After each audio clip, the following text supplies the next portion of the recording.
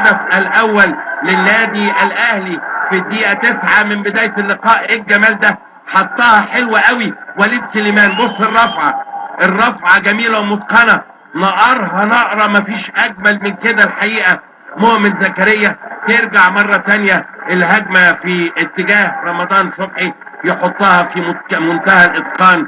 الهدف الاول للنادي الاهلي. بص ادي مؤمن زكريا ترتد مره تانيه من اسلام جمال، ترجع لرمضان يحطها جميله جميله جميله. فعل الافطار في وقت متاخر، خليها صخور ماشي، حلوه حلوه حلوه حلوه بشماله تسكن الشباك. وفين ده؟ في اخر الدنيا وناحيه المقص اليمين. وليد سليمان يعمق من جراح النادي الاسماعيلي، والهدف الثاني في الدقيقه 12.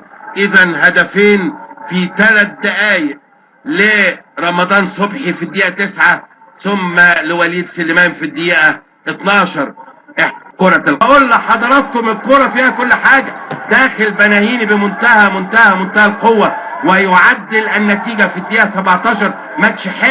ماتش حلو جدا جدا جدا. شريف إكرامي بيتكلم مع المدافعين بتوعه، لكن دخل وتنفس الصعداء خالد القماش. كرة عرضية جميلة بشماله ابراهيم حسن، يرتقي احمد فتحي ويرجع مرة